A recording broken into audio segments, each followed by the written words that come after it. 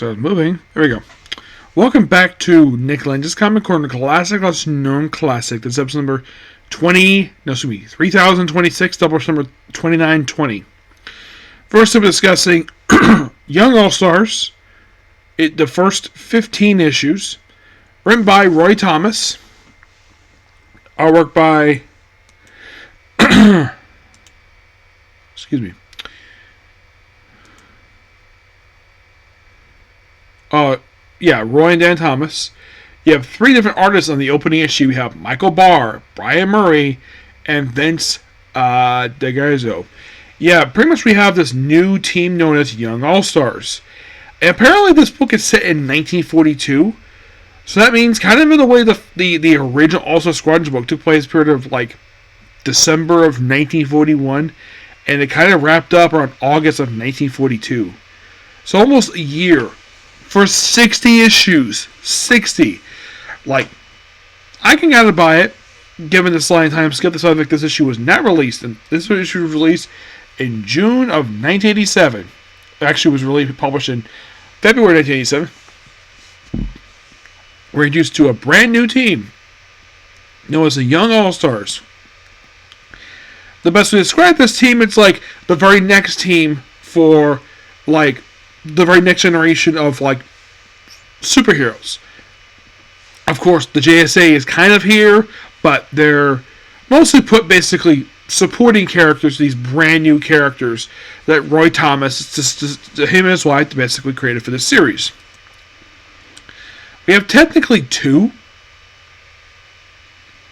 In this book, we do have a new group known as Access America. Yep. They are basically formed in the opening issue of this book, and they're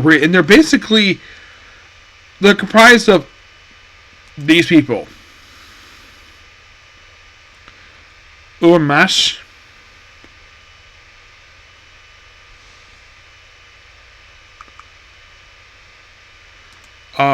Gorda, who's a Valkyrie, Horned Owl, otherwise known as Grasso Ogle,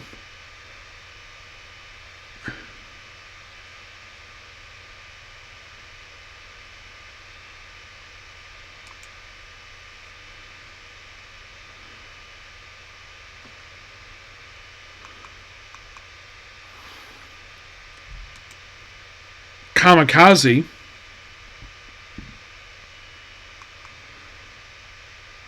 Sea Wolf,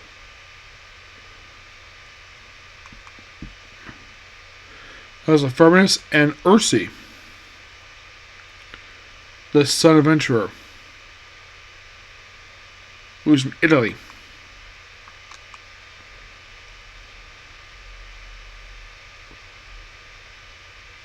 Which apparently he's supposed to create to replace Green Arrow, this guy.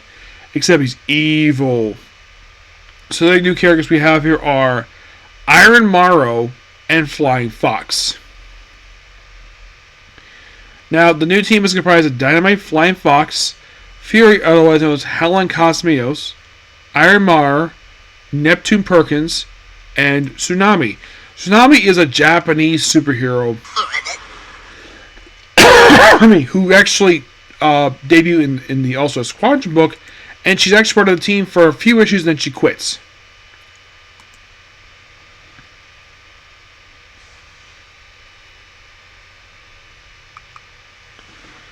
Yeah. And Iron Morrow, he becomes much more in character also in the Manhunter book, which I'll get to that next time. So, Helen Cosmios, she is a stand-in for Earth 2 Wonder Woman. And she kind of refers to Johnny Chambers, aka Johnny Quick, and Liberty Bell as her aunt and uncle, probably because of her little friends and family. So because they need someone to be the mother of the character Fury, who is the wife of Hector Hall, and well, so they created basically this other Fury, which I had previously discussed in another comic corner when I discussed Infinity Incorporated, and that's kind of in a way what the purpose of the character is. Iron Morrow is kind of basically the best way to describe it, he's kind of like the face of this brand new series. Mm-hmm. Now you might be asking the question, does he appear in the entire book? Like in all the issues? The answer is yes. Yes, he does. Yeah, this is the book of his debut, and yes, I did kind of mention when I talk about the series Damage, because in that series it was rumored that he was the father of the character Damage, which turns out was actually Al Pritt. Yeah, Flying Fox, fairly new character. He's a Canadian superhero who, basically, in the way, appearance-wise, seems like his Canadian version of Batman. Which, yeah, he's basically that was the purpose of him, just filling the episode Golden Age Batman, who died prior to this. And is he here the whole book? Mostly yes. He does skip a couple issues, but most of it he's here. Neptune Perkins was a character from the previous book. And I guess Young All-Stars did make a first appearance in this very book itself. Mm-hmm. Did they appear in that final issue for All-Star Squadron? No. The team itself mostly appeared in this very book. They did make a quick appearance in Damage number 11 and like a couple other books, but they're mostly confined to this one book. They do sound like kill off a character in the opening issue. A character by the name of TNT. He is a C-list hero who joined Also Squadron, and he gets killed off in the opening issue of the series. My guess is because they need a depth to start the series off, so why not?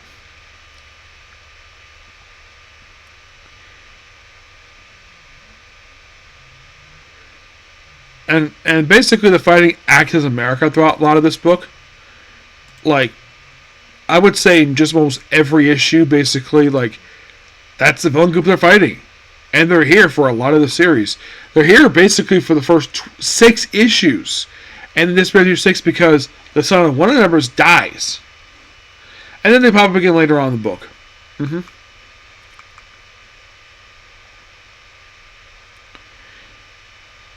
And, like, the whole thing is basically trying to, like, push these brand new characters. Now, Iron Morrow, you think, what was there going to be a stand-in for Superman? Yes. That was really the purpose of him. Flying Fox, Batman. Fury, Wonder Woman. What about Neptune Perkins? Was she brought in to be a stand-in for another character?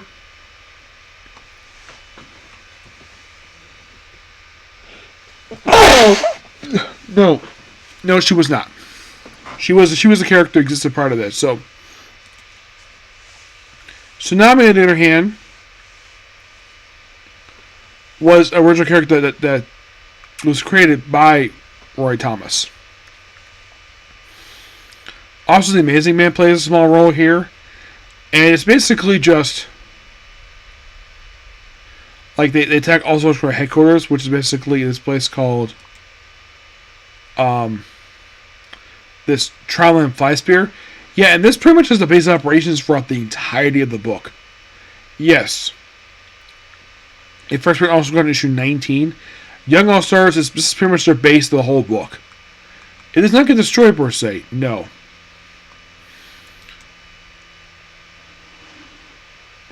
But they try to convince to come back, but no avail. Issue 4's first appearance to character Kamikaze. An appearance by Second Lieutenant Ronald Reagan, aka future President of the United States.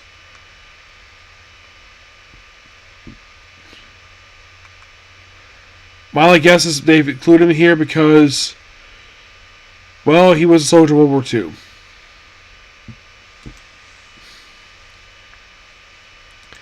But it's not his book is excellent. Also Michael Jones III on the artwork, on the inking.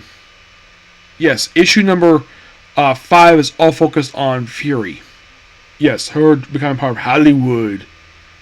That's all thing issue 5. And they also have Sandy the Golden Boy join the team. Yeah. I mean, why not? I mean, it's something for him to do. So why not have him join Young All-Stars?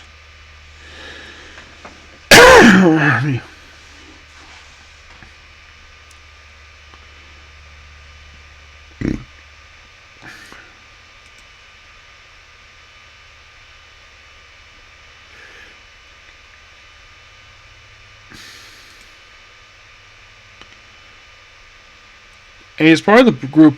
He joins up in issue 2.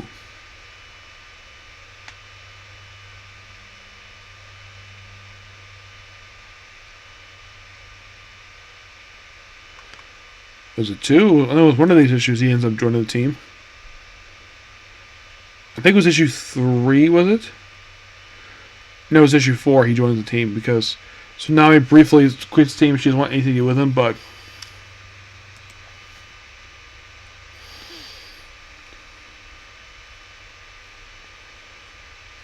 And there's also, we had to do with Tigress appearing here. Yes, Tigress. I think it's some crazy one with a cat costume. Yes.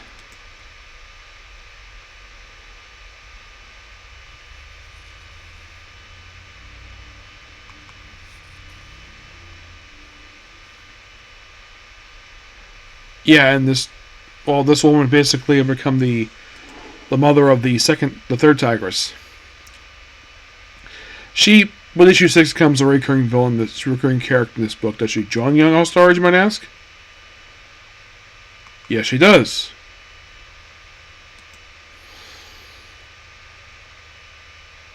I love it when they travel to the place, like the Bronx. They have a baseball game between the Yellow Squadron and Young All-Stars. Because why not? And then we have some interesting stuff with issue 8. Issue 8 features an appearance here by 2 characters who, prior to this very book itself, have never shared a panel together. That being Dan Richards and Paul Kirk, the first 2 Manhunters, who both made their debut in pretty much the same comic book. Dan Richards, the original version of the character, appeared in Police Comics number 8. Paul Kirk, who was basically a detective, who had later changed to this, he made his debut in Adventure Comics number 73.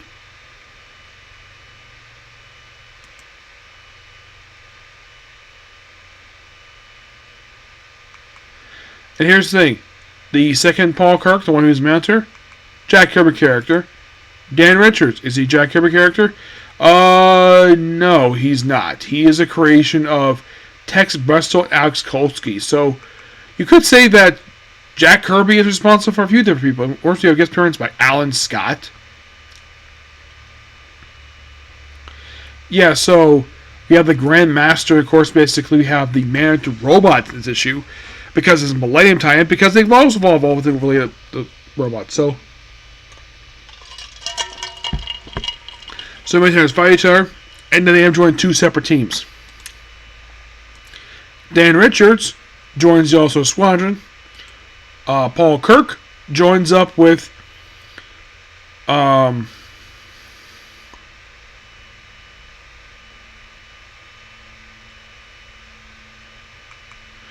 All Squadron itself, but it's a really cool idea to have these 2 characters who, in the original appearances, never met before. This is only part of the Millennium tie-in. It also Tigress joins Team Issue 9.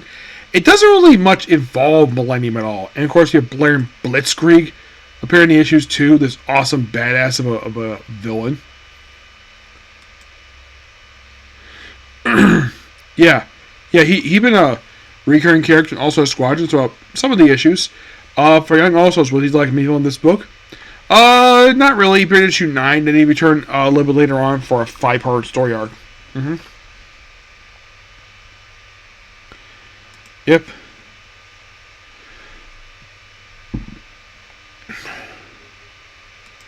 We also get first appearance in this issue 10 of Hugo Danner, Iron Mare's father.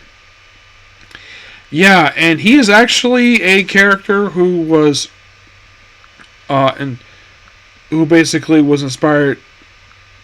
Come on, seriously. Yeah, he was basically put there as the inspiration for Superman, but he's an adaptation of a character from a novel known as Gladiator. Yeah, that's pretty much in the way, like, I guess Roy Thomas included him because I'm guessing at this.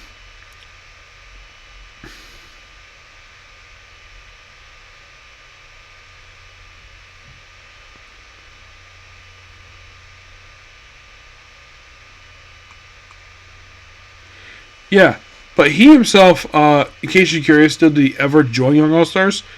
Not really, no. He's this kind of an interesting looking guy. I think, oh, is he black? I think he's more like Hispanic.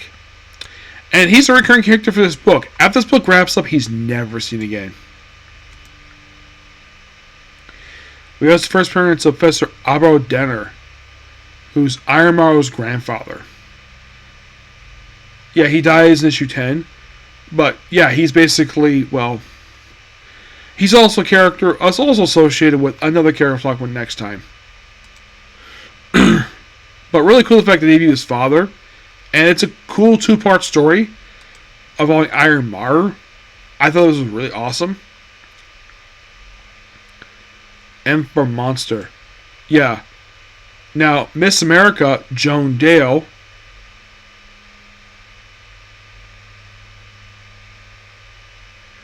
She basically became she adopted Fury as basically her daughter at some point. Yeah, this version of her debuted in also 131. She actually made her debut appearance as part of the Earth X stuff. Yes, pretty much basically they brought her into this book to fill in the absence of Wonder Woman. That was pretty much the purpose of her. And she appeared for a handful of issues, but that's mostly what the issue was meant for. Yeah. And he was Ultra Human possessing a freaking T-Rex. And it came about the Creature Commando. It's like, ooh, this is awesome. They also appeared issued by Mannequin. Yes, Mannequin, a character who first appeared in Infinity Incorporated. Which the whole purpose of reading here is to set up the annual for Young also. But I discussed that already, so moving on from that. Yeah, that was really the whole purpose of issue 12, was basically to set up that very annual. Yeah, that's pretty much exactly what the purpose of the damn thing was. And then we have lots of Iron Mar take on a freaking demon. We're thinking of people like Paradegadon, Deathbolt. Yeah, he's the character from the Also Squad book that Roy Thomas brought back here for a few issues, and then he, of course, made a guest appearance in Starman, and he was never seen again. Is he dead? Not really, must be retired. Paradegadon's inclusion in this book is interesting. Listen as well, he's a time traveler. Yeah, in case you're curious though, he appeared for this 3-part storyline, and he popped up one more time after this, and it's like the whole purpose of his deal with the whole Mannequin stuff.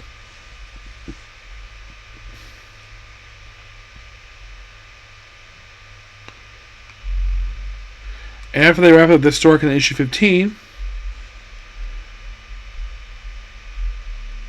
of course, involves them dealing with Deathbolt, and that's it. But they also strike a romance between Fury and Iron Morrow, which goes nowhere if this book wraps up. Yeah. They did not become a couple. Nope. Not really.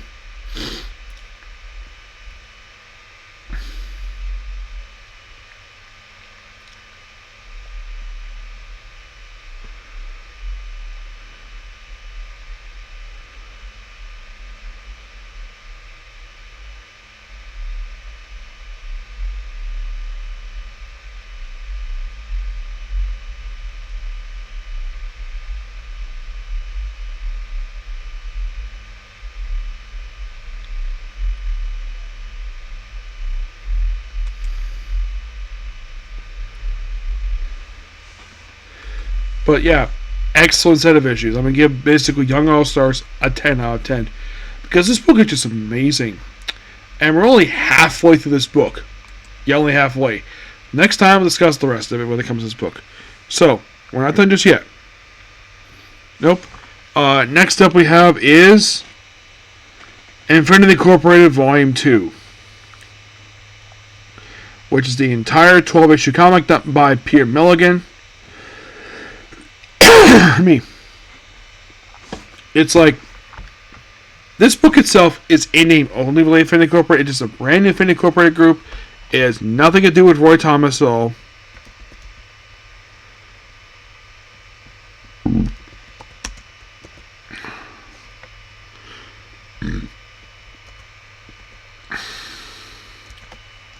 It's a short 12-issue comic book where first thing we have is Luther's Monsters. This is a completely different version of the group.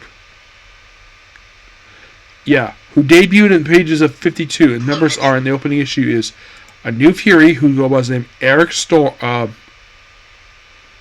Eric Storm was a woman. Yes, a woman who goes by the name Eric.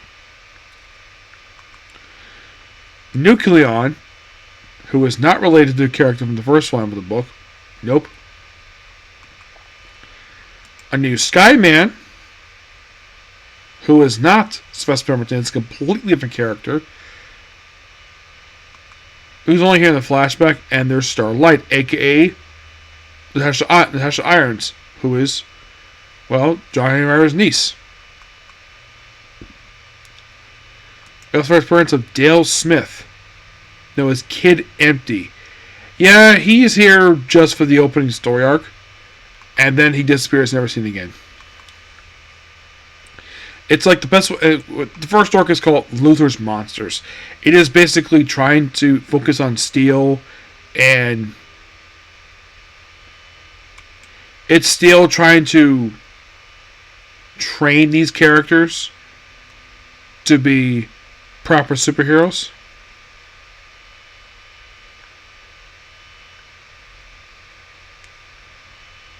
Oh yeah, and the thing with Fury is that it's a character who can gender swap.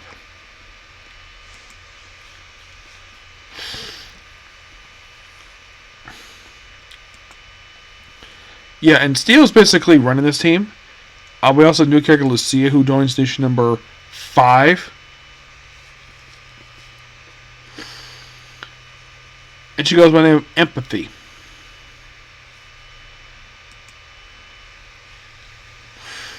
And she's here in this book, and then, well, we'll talk more about that in a minute.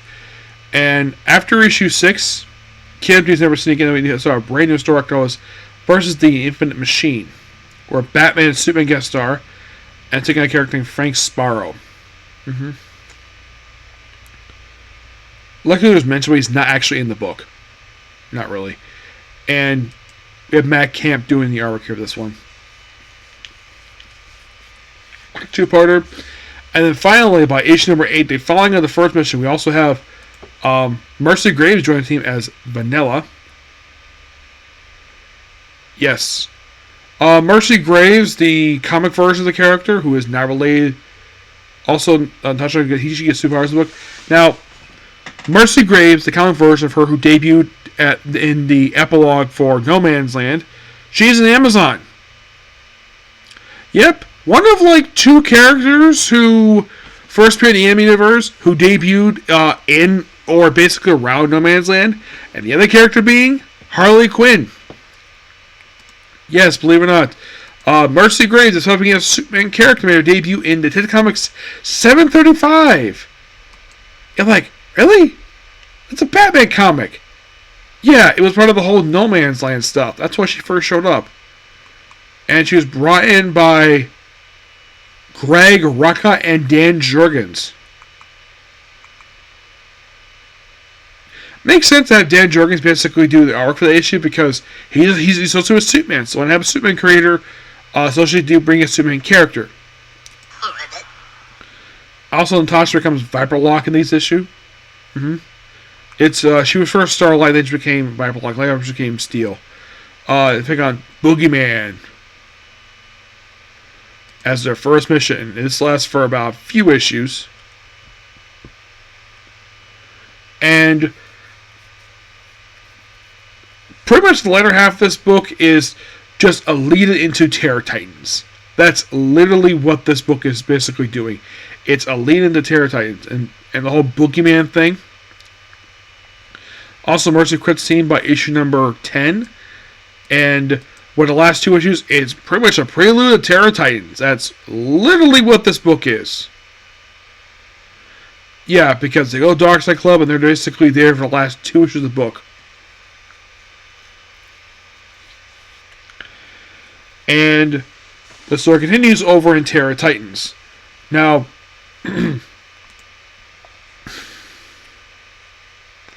that's kind of where they leave off there. And after Terror Titans, nothing. But what happens again? Steel pretty much still appears as Faraday along with his niece, so... Well, but what about the members who appeared in the main book itself? Let's talk about the ones who appeared in 52. This is a new version of Erica Storm, who also became Amazing Woman. She later died in Superman Spotty Olsen Special Number 2, killed by codename Assassin. So she's dead. The second Nucleon, he got killed off the end of this very book. Skymaker in the flashback, yeah, he died at page 52.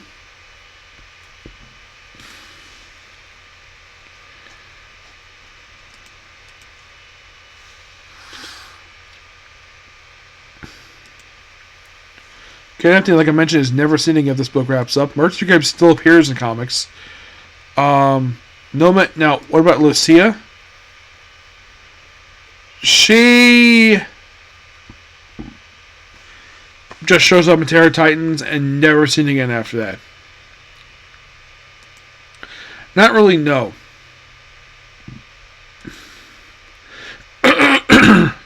Yes.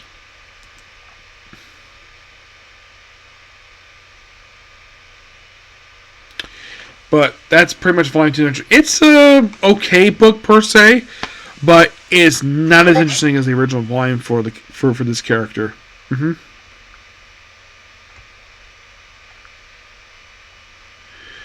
Yeah, that's honestly my opinion about Infinity Incorporated, is that it's not as interesting as the first volume. I think the first volume is awesome. I love the first volume. This volume is okay. I like the artwork, but excuse me, it just felt like someone at DC trying to recapture the magic that Roy Thomas did with the first volume of the book, and not being successful. The characters are fine. It's just that there's nothing much here with these characters. Not really, no. And plus, if we were thinking of Infinity Incorporated, this group is never mentioned. For good reason. They're not a memorable of a group, honestly. And with that, I'm done talking Infinity Incorporated. So, this is being replaced with Dr. Fate. Yep. When I finish Young All-Stars, it's replaced with the Spectre. Yep. So, next time I talk about Young All-Stars, once we finish that book, that'll be finishing up that and starting up Dr. Fate. Yep. But where can I get these books? I give it, like I mentioned, Young All-Stars, I give it a 10. Infinity Incorporated Volume 2, issues 1 through 12, I give this roughly 8.5 out of 10. Yep, so yeah, that's a particular review. Please be sure to like, comment, subscribe, turn notifications, and do not hit the dislike button. Next up is basically going to be more Jaspion. Okay, next video. Bye.